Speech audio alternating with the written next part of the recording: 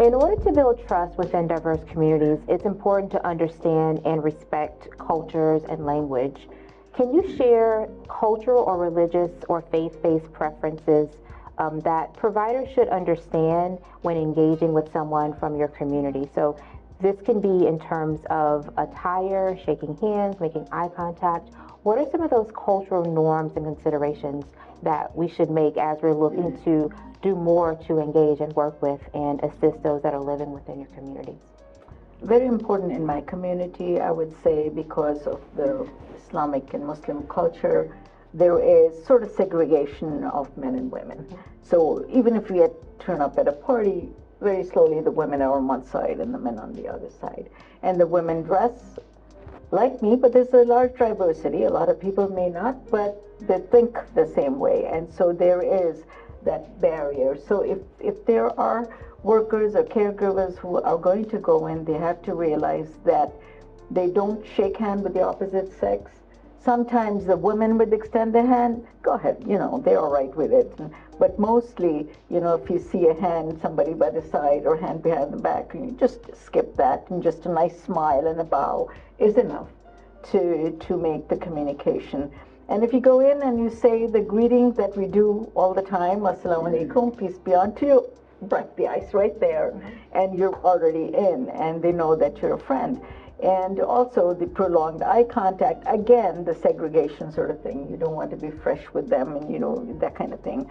And if you go into a place, say if it's the mosque, and somebody is out there giving out flyers after the prayer, and that's what we come to later on about how to bring the information to the communities, then you go in dressed properly, not shorts or anything. Full pants are good, and longer sleeves and scarves. Not required, but if you do it, it's a plus, because after the prayer you'll find most of the women coming out with their headscarves. So it's just that that feeling that culture sort of sees it as a matter of respect when you conform to what they're doing if you go into their place of worship or gatherings.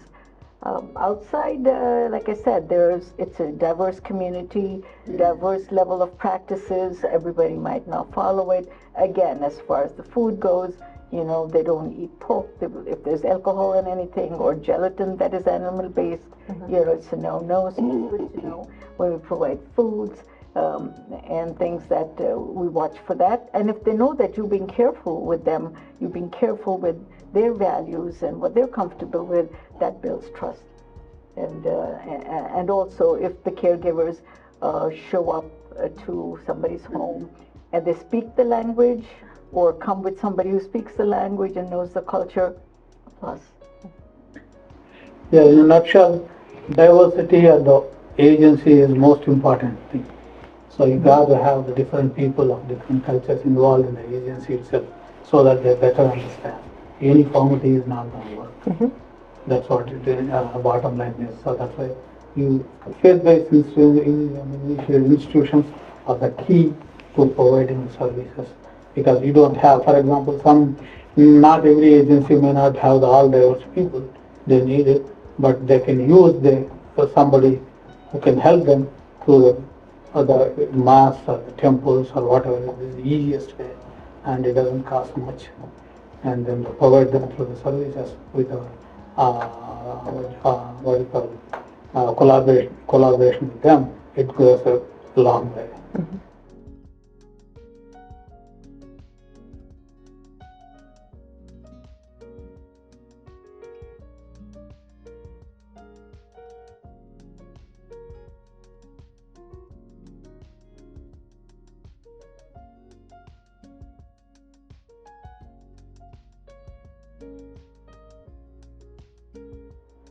Yeah, I appreciate you mentioning the organizational equity, if you will, which I think is a part of a larger conversation. We're thinking about engaging the diversity that we see in our community. It's important to have relationships. It's also important to have that intrinsically involved in the organizations and having representation that represents, gender, faith, culture, across all levels within agencies. So thank you for sharing that. I was going to say that it's from a Buddhist perspective. I'm just speaking about Buddhism now. There is no Buddhism. Doesn't exist. There are Buddhisms. There are many different types. And so the Buddhist who is in Japan doesn't necessarily share the same outward manifestations as a person who's in Burma or in Thailand or in Tibet. So I can't generalize as Dr. Chaudhry did. She can say in Islam, this is the way that it's presented, which is great because you know where you're going. You know what the rules of the road are, so to speak. But in Buddhism, because it is so culturally driven, the culture of Burma is going to dictate to a very large extent those values. The culture of Japan is going to dictate those values. So in general, if I can generalize to a certain extent, is you don't shake hands because you don't know which type of Buddhist you're dealing with.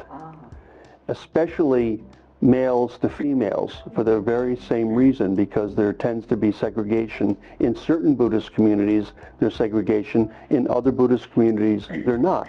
But unless you are cognizant of that particular community, you don't know. So it's better just not to shake hands. Don't go up and hug somebody. If it's East Asian, you definitely want to bow to somebody. You don't want to shake hands. Bowing would be equivalent to the shaking of the hands. But even then I would be a little bit hesitant, because if you don't bow correctly, it's going to come off as inappropriate if you don't know how to bow properly. And so that could really be an issue. One of the things to keep in mind is that certain Buddhist communities are vegetarian, others are not. Certain Buddhist communities will engage male and female on equal status, some will not.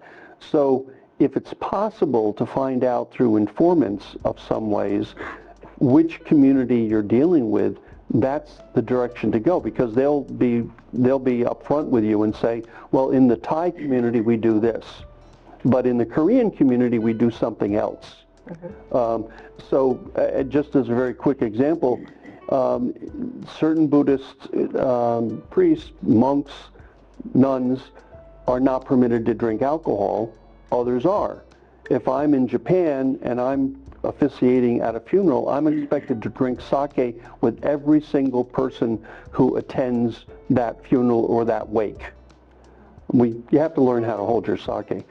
So, whereas if I'm going to officiate a Thai service, that's forbidden. You know, just as one real quick example. And so it's really important to recognize. Don't think of Buddhists. I don't think of Muslims, I don't think of Hindu in a monolithic fashion, because what happens in Indonesia is going to be different than someone who's in Pakistan or somebody who's in Saudi Arabia. They have different values. And recognize that if you're in Indonesia, some of the things that are going to be happening in Indonesia among the Buddhists are very similar to the Hindu, even though they're Buddhists. And so they share characteristics. They certainly are, and even as far as India goes, the Muslims and live together so long that we have taken over the colors from each other, you know, in certain ways. But, you know, in Islam, actually, the Quran and the Sunnah direct us. So, but it's flexibility enough to adapt a culture as long as it doesn't go against the Quran or the Sunnah. So you will find the diversity, which we do here. We have people from Malaysia and Turkey and all over, and India and Pakistan, Bangladesh, that believe the same way, practice it, but they put the limits. There's a limit to everything. So as long as a little bit, not a clash with the culture, if it's not against Islam, they will practice and they will be diverse in their practices. So the thing that I wanted to add about the question that was going around, what is important, a lot of homes will not take their outside shoes into your home. So they might have a little shoe case or something Yeah. to put it off. They might have little slippers there that you might want to put on. So just to walk into a house, with your shoes on is not very respectful. That's true in East Asia also. And so I sometimes leave little grocery bag things there for them to tie it. But most of the companies, people from the electric company and others come in and they have the little Booties, yeah. So it's good. But it's an important thing to remind your staff that is an important thing in some homes. Maybe not everyone, but in most homes. Yeah. I think there's probably some apprehension, if you will, for someone who may not be from a culture or a certain faith of like what to do. Like there's hesitancy, and I think some may use that as a crutch or a way not to reach out. So what would you recommend for someone who is not of the culture, not of the faith? What are the first steps that they should take in order to start building those relationships? So the training for your staff is an important point here. But if they're not trained, and if there's a group that just is fresh, then when they go into a home or a facility, ask them. Ask their expectations and then go from there.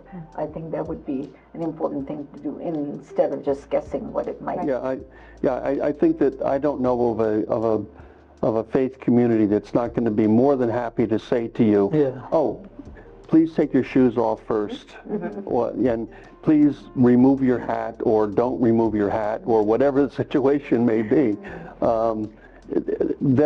And people, I think, we have to recognize that I'm an Asian specialist. That doesn't mean that doesn't mean that I know everything about Asia, and so I get into situations myself in which I have to ask the people that I'm meeting with what's appropriate here. No one expects everybody to know inherently. The culture plays more role than just a religion. So that is the key part of, you got to understand. So culturally, there's a lot of diversity. It's impossible for anybody to understand all the cultures and all of these things. That's why you got to have the diversity, the number one. And then the next is, having an association with one of these faith-based associations helps to break the ice to a certain extent to solve the problem.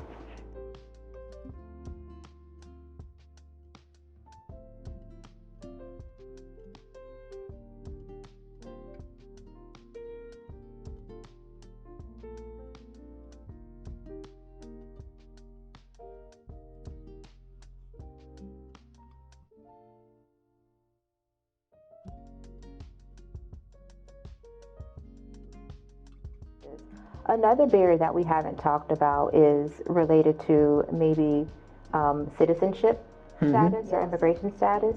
Can you share how that impacts members of your community in terms of maybe seeking government assistance or reaching out to receive any sort of services or programs that may be offered specifically for them?